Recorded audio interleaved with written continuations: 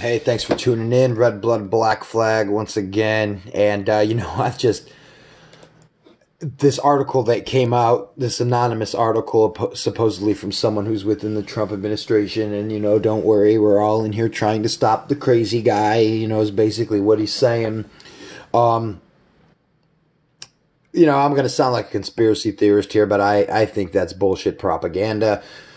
It might not be, though, but I'm going to basically operate on the belief that it is because, these people, it's just part of how state propaganda works. They, like, what is this? This is Trump's deep state that he warned about. So the Republicans, now they've got this piece, this propaganda device, this Bin Laden in the shadows, trying to disrupt the new noble president who's going to save society and this and that. And now the Democrats have a propaganda piece that they can log on to, like almost like a V for Vendetta character. Of course, obviously, probably philosophically not the same, but now they have this shadowy hero that gives them hope that government isn't just a gang that's all working together to oppress them. And I'm sure I'm sure there are people in the government that don't like each other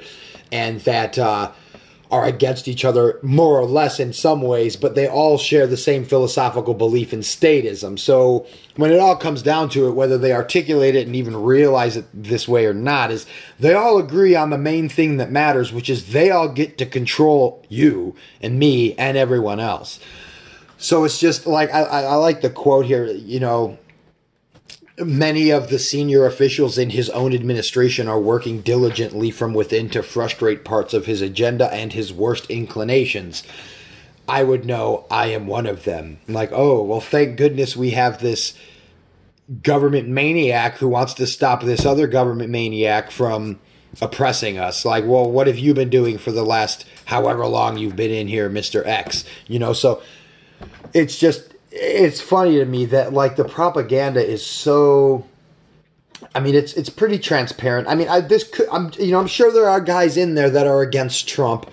I'm not going to say everybody in there. It might have come off that way a few minutes ago, but I'm not going to say everybody in there is all working together. But, I'm going to say that I'm about 98% inclined to believe that they are.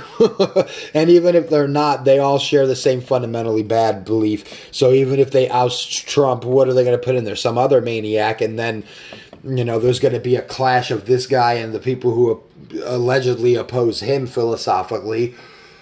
But, it's just hilarious to me that these people they claim to be such ideological enemies, and then they're up there on TV laughing and cracking jokes and talking a little shit here and there, but then they shake hands and smile after the so-called debate is over. And, they're against everything the other guy stands for, but they sure seem to all hang out a lot and, run in the ssame circles and don't actually really do much, like, against each other. They're just, we're going to vote on this or vote on that, and then, oh, well, it went that way, and now it's, oh, you bad guys, for collecting money from the public and blowing people up. Like, wow, yeah, you're so against blowing people up in the Middle East, I see. But, yeah, so, in my opinion, complete nonsense propaganda. And even if there is a guy in there doing this, I wouldn't put much faith in that. Like these politicians learned long ago that they don't really ever have to sacrifice their own. Now and again they will, just to give the people some sort of thought that, a little bit of a crumb here and there to make them think that the system works or the system can work in their favor and, it can administer justice. Yeah, sure, sometimes they administer proper justice, but it's a bribe, or it's dumb luck. Because they just so do happen to believe some principles of liberty, and they're like, "Hey, wait a minute! This is not only illegal; it's immoral." Yeah. But don't put faith in this anonymous New York Times op-ed. Who is this guy? It could have been made up. It could be really a guy in there, but what are they really doing? Like, do you need government permission to stop a criminal? You're going to sit here and tell me that Trump is a traitor and Trump is in bed and he committed these crimes. Well, you better hurry up and get some actual evidence, And put it out there, and then do what you got to do. I'm not going to be opposed if you impeach Trump. My whole position is get rid of all the politicians. But if you're going to impeach Trump and just put another crazy communist or socialist up there, you know, which is hilarious, as I said before, is that, you know, all these people, they call Sanders a communist and they call the Democrats a communist, which I basically agree with.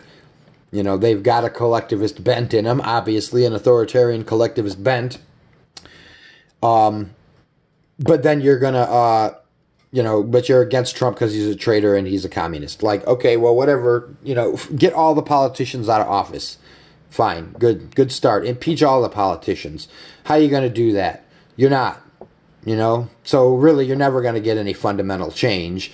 You're just going to get rid of one raving lunatic and put another one in there, and then you're going to be struggling to figure out why things aren't changing and why, or why they're getting worse, or why people are still getting more and more poor.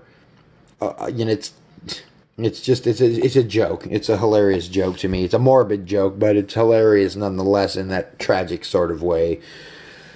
But so, you know, and then there's this article from The Atlantic by David Froome, I think is how you say it. This is a constitutional crisis. It's like, you know, the Constitution's been in crisis since the moment it was thought up.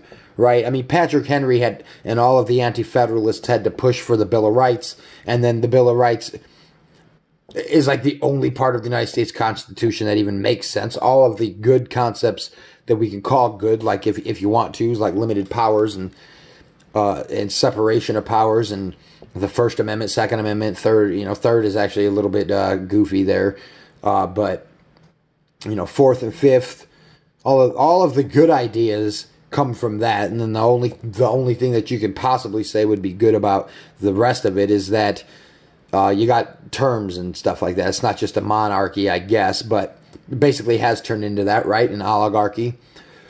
It's not really much different. In fact, fundamentally, it's not different at all than a monarchy. A state is a state, but you know, the Constitution's been in crisis basically since its inception. They try to put the first Anti-Sedition Act. They're basically already trying to violate the First Amendment. And since then, you know, I mean, they violate the Constitution all the time. Drugs aren't even supposed to be under federal jurisdiction. You know, the Constitution doesn't state that the government has the right to do that. The whole basis of the concept, you know, is that the government is only allowed to do these things, and the federal government doesn't have any right to get involved in drugs or manufacturing or communications or any of that stuff. But, you know, they're just going to say that it means whatever they feel like it to justify or to rationalize rather their insane encroachment into people's lives. So, yeah, you know, your article is basically correct. Just, you know, the headline of it's basically correct, just not really in the way that you mean here. You know, the Constitution is prone to crisis anyway because it's the belief that some people have the right to rob everyone else. So I would say that needs to be tossed out anyway, and we need to just retain and focus on the liberties, which were the inspiration for the Bill of Rights. And that's really all that needs to be focused on right there, in my opinion. And I think it's pretty easy to demonstrate that those are the main core concepts that lead to a free and prosperous and just society. And that's really the last thing that anybody seems to look at. But, yeah, you know, impeach Trump, sure, fine, great. Impeach the state. That's the part you're missing. You're not going far enough in your analysis.